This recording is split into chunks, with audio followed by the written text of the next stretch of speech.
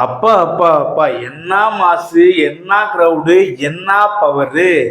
நேத்து நம்ம தமிழக வெற்றி கழகத்துல இருந்து 2வது மாநாடு மதுரையில மாநாடு நடத்திருக்காங்க.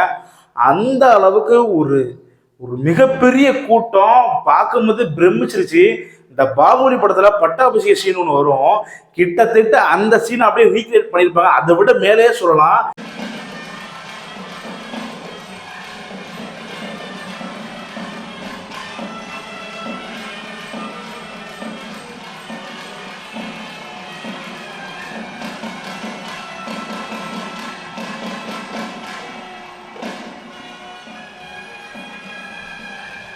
இங்க பாருங்க, அப்படி ஒரு முரட்டுத்தனமான ஒரு கூட்டம் எங்கிருந்து வந்துன்னே தெரியல.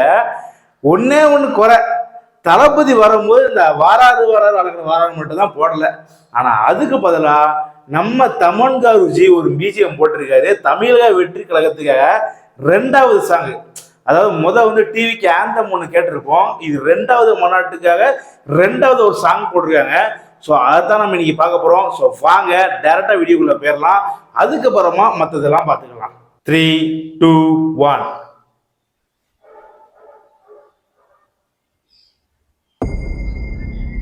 மக்கள் மன்னனே அன்பாலே அண்ணனே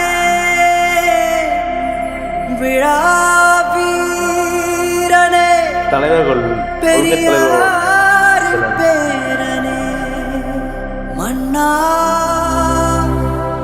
மன்னா எங்க உரிமை கோஸ்டம்ஸ்ங்க.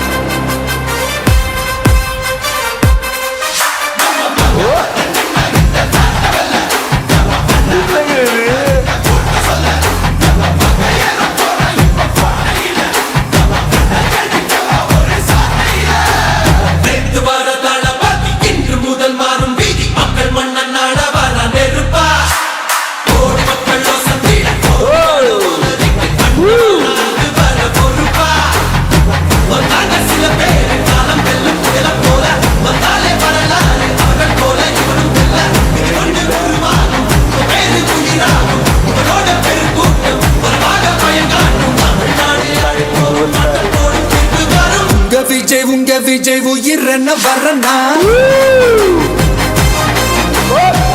விஜய் உங்க விஜய் எவன் குரல்னா விஜய் உங்க விஜய் தனியார் இல்ல கடல்னா விஜய் உங்க விஜய் எவன் குரல்னா உங்க விஜய் தனியார் இல்ல கடல்னா மக்கள் தானே மன்னர்களை உனக்கு காட்ட வரனா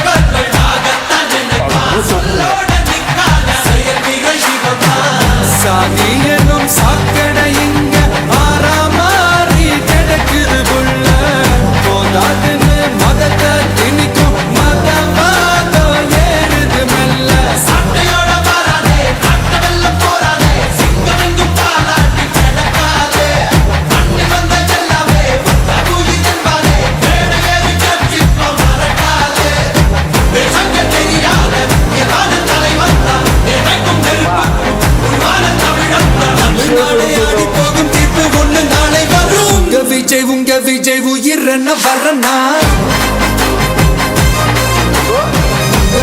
உங்க விஜய் எளியவன் குரல்னா உங்க விஜய் தனியா இல்ல கடல்னா உங்க விஜய் எளியவன் குரல்னா உங்க விஜய் தனியா இல்ல கடல்னா மக்கள் தானே மன்னர்களை உனக்கு காட்ட வர்றனா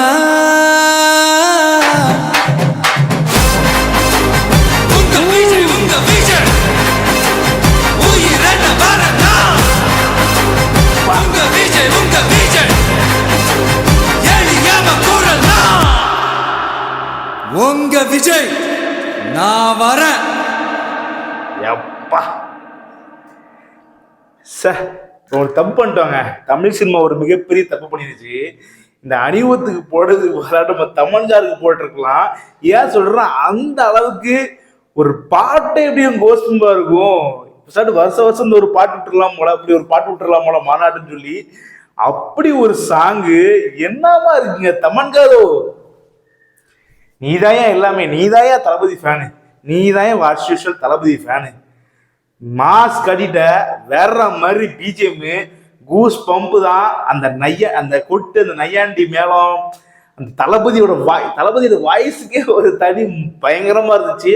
அது ஒரு பவரா, தளபதி பாடுறது பவரா இருந்துச்சு. இந்த புரட்சி பண்ணுவாங்கன்னா இந்த பாடல் மொழியா நிறைய வந்து இந்த பழைய காலத்தை சொல்லுவாங்க. புரட்சி பண்ணா நம்ம வந்து பாடல் மொழி நிறைய சொல்லணும், கருத்துக்களை சொல்லணும் அப்படின்னு. அது வந்து இந்த டிஜிட்டல் வேர்ல்டில் தளபதி சூப்பராக பண்ணிட்டு இருக்கான்னு சொல்லலாம். ஏன்னா பாட்டு தான் ஒரு கட்டத்துக்கு எடுத்து கொண்டு போவோம். நம்ம வந்து நம்மளோட செயல், நம்மளோட செஞ்ச எதுவுமே தெரியாதுன்னு சொல்லுவாங்களேன்.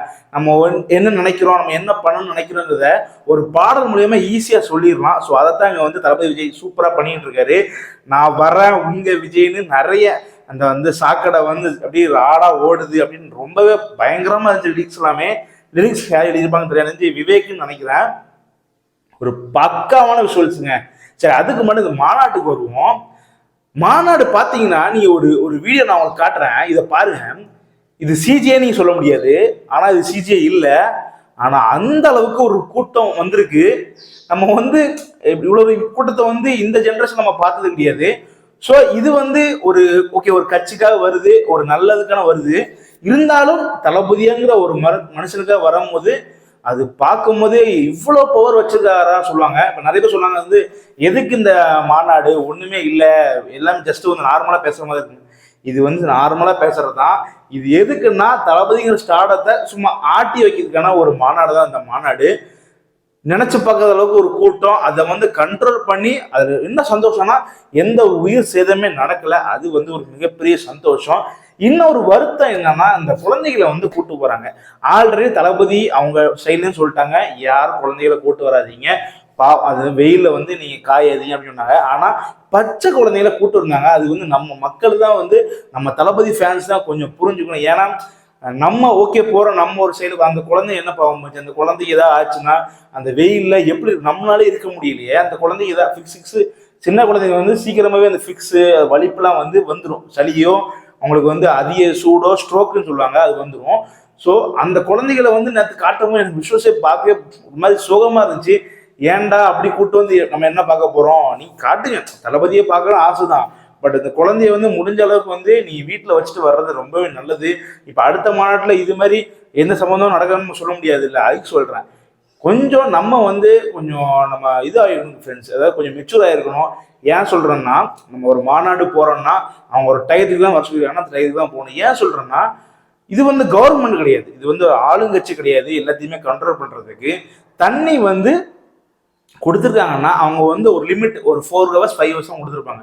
ஆனால் நம்ம பசங்க முந்த நாளே போயிட்டாங்க. ஸோ அந்த ஒதுக்கு நம்ம வந்து கொஞ்சம் குறைச்சிக்கணும். கரெக்டு, அவங்களுக்கும் ஒரு ஆசை இருக்கும், எல்லாருமே தளபதி பாக்கின்னு ஒரு ஆசை இருக்கும். முன்னாடியே சீட்டில் போய் உட்கார்ந்து இருக்கும். அந்த தலைவர் வந்து அந்த ஸ்டாண்டிங் நடந்து போகும்போது அதுக்கு ஒரு கையை காட்டுன்னு இருக்கும், அவருக்கு துண்டை போடணும் ஆசை இருக்கும், எனக்கு அந்த ஆசை இருக்கும். பட் நம்ம வந்து கொஞ்சம் லிமிட் பண்ணிக்கணும். ஓகே, இருந்தாலும் நம்ம தளபதி என்னைக்கெல்லாம் நம்ம பார்க்க தான் போகிறோம் அப்படிங்கிற மைண்ட் செட்டோட கொஞ்சம் நம்ம வந்து அதை கொஞ்சம் மெச்சூரிட்டியாக ஹேண்டில் பண்ணிட்டோம்னா கொஞ்சம் எந்த உயிர் சேதமும் நடக்காது. நம்ம பொதுவாகவே எந்த ஒரு பிரச்சனையும் நடக்காதுன்னு சொல்லலாம். அந்த நான் சொல்றேன். சரி, ஓகே. இந்த மாநாடு வந்து ரொம்ப பயங்கரமா பேசினாரு தளபதி. வந்து கிட்டத்தட்ட ஒரு 40 நிமிஷமோ 35 நிமிஷமா பேசிருப்பாரு நினைக்கிறேன். சும்மா ஒவ்வொரு பேச்சுமே நெருப்பா இருந்துச்சு. டிவிகே டிஎம்கே ஸ்டாலின் மாமா அப்படின்லாம் சொல்லி ரொம்பவே வந்து ஒரு ஃபன்னா ஒரு நக்கலா கிட்டத்தட்ட கொஞ்சம் நெருப்பாகவும் பேசினாரு. இந்த பிஜேபி வந்து தாமரை வந்து தண்ணியிலே விட்டாது எப்படி தமிழ்நாட்டில் விட்டோம் அப்படிங்கிற ஒரு வரியிலாம் வந்து பார்க்கவே என்னடா இது அடிச்சு உடைக்கிறாரு எல்லாரையும் அப்படிங்கிற மாதிரி இருந்துச்சு. வேட்டு வைக்கிறாரு அப்படிங்கிற மாதிரி இருந்துச்சு. ஸோ ரொம்பவே பயங்கரமா இருந்துச்சு. சரி, ஓகே, இப்போ சாங்குக்குள்ள வரும். சாங் வந்து நம்ம சொன்ன மாதிரி தான் ஒரு தம்மன்காரு வந்து இறங்கி செஞ்சிருக்காரு. இன்னொரு 10 பாட்டு போட்டாலும் இப்படி பண்ணுவான்னு நினைக்கிறேன். நான் வந்து முதல் சாங் வந்து அந்த அளவுக்கு நினைச்சேன். ஆனா அது தூக்கி சாப்பிட்ட மாதிரி ஒரு சாங்கு. விஜய் பாடினது வந்து ரொம்பவே சந்தோஷமா இருந்துச்சு. நம்ம தளபதி பாடினது வந்து அப்படி ஒரு காதுல வந்து அந்த அந்த வைப் வந்து இது இருந்துச்சு. இதெல்லாம் நினைக்கும் போது என்னோட சினிமா விட்டு போயிட்டாருன்னு தோணுது. ஏன்னா அந்த பாடல்கள் வந்து அவ்வளோ வந்து நம்ம கேட்டிருப்போம். நாரடி தான் இருக்கட்டும், தம் அடிக்க செயலாக இருக்கட்டும், பழைய அப்பலேருந்து இப்போ வரைக்கும் அந்த பாடல் நம்ம கேட்டுட்டு தான் இருக்கோம், இன்னும் கேட்க போறோம். பட் இருந்தாலும் ஒரு சினிமா இல்லாம இப்படி ஒரு சாங் வர்றது வந்து பார்க்கறதுக்கே நமக்கு ஒரு வித்தியாசமா ஒரு புதுசா ஒரு எக்ஸ்பீரியன்ஸ் இருந்துச்சு. ஸோ ஓகே, ஒரு நல்ல ஒரு சாங். நீங்க சொல்லுங்க, தளபதி ஸ்பீச் எப்படி இருந்துச்சு, இந்த சாங் எப்படி இருந்துச்சுன்னு கமெண்ட் பண்ணுங்க, பார்க்கலாம். யாருக்கு எப்படி என்னென்ன பிடிச்சிருக்குன்னு பார்க்கலாம். சரி, ஓகே ஃப்ரெண்ட்ஸ், இதே மாதிரி ஒரு சூப்பரான வீடியோ நம்ம சந்திக்கிறேன்.